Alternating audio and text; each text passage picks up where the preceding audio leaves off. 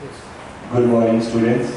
I'm Dr. Abhishek, Tutor, Department of Physiology, and I'm continuing with my CNS chapter. And today is my fourth class. And today we are going to discuss in second chapter, which we are talking about synaptic potential. So today we are going to discuss about synaptic potential. So let's continue with the synaptic potential.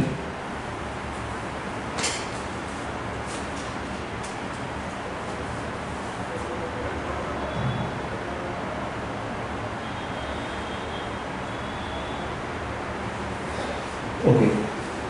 Synaptic potential is a potential which arises when a neurotransmitter activates an ion channel. So when an ion channel is activated by a neurotransmitter, what is neurotransmitter we'll talk in the next class. So when this neurotransmitter, which is either excitatory or inhibitory, when it actually activates an ion channel, it produces synaptic potential. And this synaptic potential is of two types, as you can see clearly in the diagram shown. One is EPSP, which is also called as excitatory postsynaptic potential, and another one is inhibitory postsynaptic potential. So these are the two types of synaptic potentials about which we are going to talk about in this class. So first we talk about the excitatory postsynaptic potential. So what is excitatory postsynaptic potential? It is a synaptic potential which is produced by a neurotransmitter. And if the potential change in the postsynaptic membrane during the synaptic transmission is towards depolarization, then it is called as excitatory postsynaptic potential. So a depolarizing postsynaptic potential is excitatory postsynaptic potential. For example, if the resting membrane potential is minus 70 millivolt and it changes to minus 60 millivolts, then during the synaptic transmission, then it is excitatory postsynaptic potential. So change is from minus 70 to minus 60. So this is a depolarizing kind of potential. There is a latency of excitatory postsynaptic potential, which is about 0.5 milliseconds, which reaches to about 11.5 milliseconds after the entry of an afferent impulse. Afferent means which is coming from outside. So after the entry of an afferent impulse into the spinal cord, which then declines exponentially. A single excitatory postsynaptic potential leads to a change of a very small millivolt, that is 0.5 to 2 millivolts. So what happens when the excitatory postsynaptic potential, which is produced at many synaptic knobs, summate together, then they are able to produce an action potential, about which we'll talk. The summation property of synapse will talk in the properties of synapse. So excitatory postsynaptic potential of optimum magnitude leads to excitation of a postsynaptic neuron. This excitability of postsynaptic neuron increases to other stimuli. So when this potential comes, the excitability of the postsynaptic neuron increases to other stimuli. Therefore, this potential is also called as excitatory, as the name suggests. This excitatory are produced by which neurotransmitters?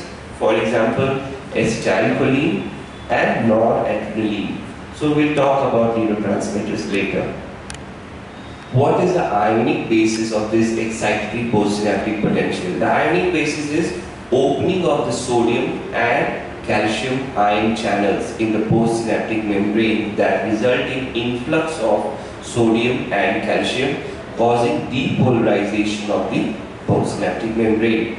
So this excitatory postsynaptic potential is also caused by closure of potassium channels. So two things are happening.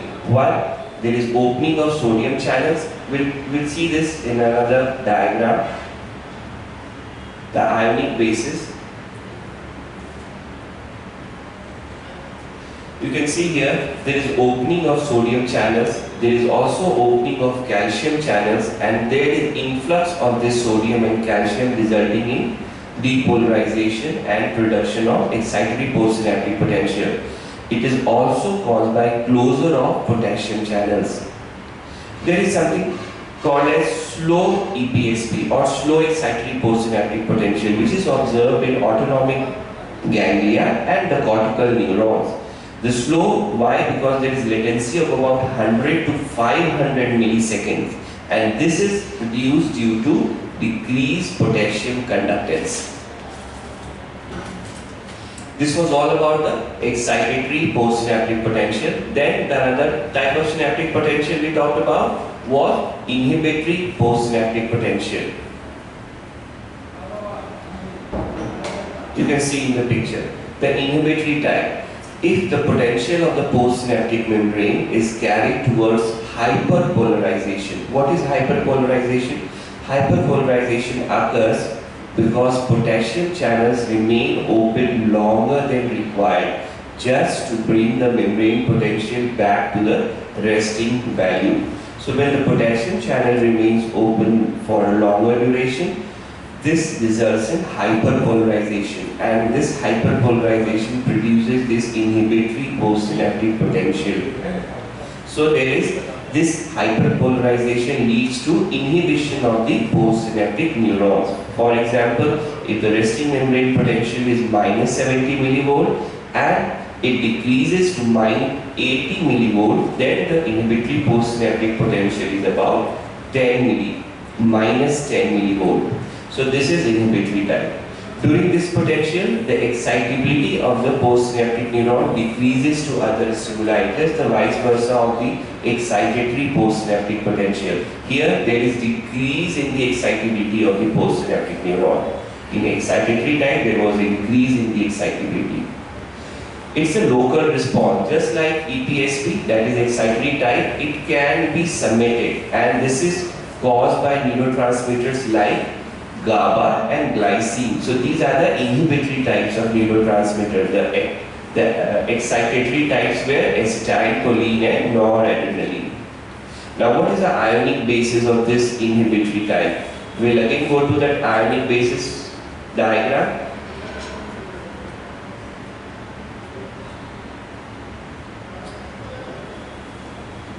You can see here. What is happening? Here there is opening of chloride channels, and also there is opening of potassium channels that result in potassium efflux, which produces inhibitory postsynaptic potential. There is also closure of sodium and calcium channels, which results in production of inhibitory postsynaptic potentials. Now just like slow EPSP, there is also a slow IPSP, that is slow inhibitory postsynaptic potential, which is produced or observed in autonomic ganglia and the cortical neurons, and here they are usually due to increased potassium conductance. Now if the membrane potential becomes more negative, like if it is becoming minus 90 millivolt, then there is efflux of chloride taking place, and this results in making the interior cell positive. So when the chloride, the negative, comes out, then there is this efflux results in making the cell positive, and this is called as reversal potential. You can have an MCQ or a Viva question on this, as what is reversal potential. Now we'll talk about genesis of action potential. We'll go to the diagram which is showing this.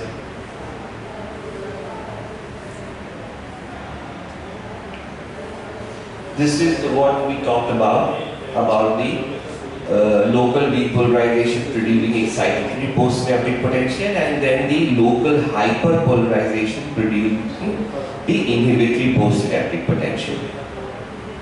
You have to understand this diagram. Then we go to the action potential. Genesis of action potential. How is this action potential generated? Where it is generated actually, this arises usually in the first part of the axon, which is called as initial segment. If you remember the structure of the neuron, you will know what is the initial segment. So usually the action potential starts in the first part of the axon, which is called as the initial segment. Why at the initial segment? Because there is the minimum threshold present here. So it generates usually here. Now all the excitatory postsynaptic potential and the inhibitory postsynaptic potential produced at the various postsynaptic membranes act together to summate electronically. And here The soma of the neuron integrate these potentials, and the algebraic sum of these depolarization and hyperpolarizing potential finally produce the change in the resultant potential. I'll show you one diagram to make you understand this.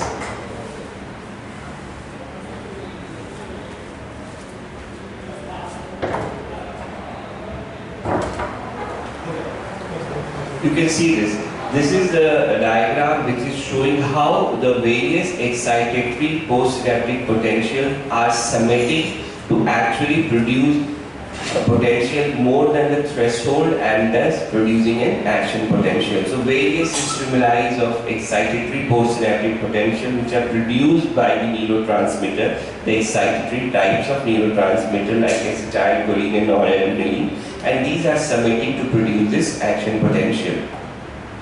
So the action potential, the resulting potential is depolarizing. If this resulting potential is depolarizing, then they will result in a change of approximately plus 15 millivolt, and a firing level is reached. So the firing level, here you can see how the firing level is reached, and this resulting genesis of a propagated spike potential. I'll show you the diagram where you can understand better the spike potential, how a spike potential is generated.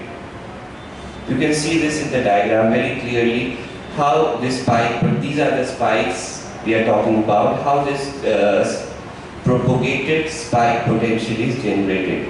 And where they are generated, as we have already talked, that is the initial segment of the neuron. So where it is generated because of the minimal threshold. Now action potential once generated, that can propagate in, this is action potential which is generated. This actually propagates in two directions. It can propagate towards the axon terminal, down the axon, and this propagation is called as orthograde propagation or orthodromic propagation. The second one is it can either go towards the cell body, and that is called as retrograde propagation or antidronic propagation. Now propagation of action potential in the soma cleans the soma for subsequent renewal of the postsynaptic activities. Now what is the role of the dendrites, which are actually the extensions of soma? What is their role? The first role is that they increases the surface area for the presynaptic knobs to end on them. So once there is increased surface area, so there will be a better EPSP and IPSP. Second, there is a special type of neural protein called as neuroglines which control the synaptic formation. I've shown you the diagram of neurogline protein which actually maintains the synapse architecture. Second role is that alteration of the dendritic spines occur in learning and long-term potentiation, that is in long-term memory. Then we'll talk about, this was the transmission through electrical synapse. There is this transmission occurs in presence of gap junctions, and these gap junctions are present at the presynaptic and the postsynaptic membranes.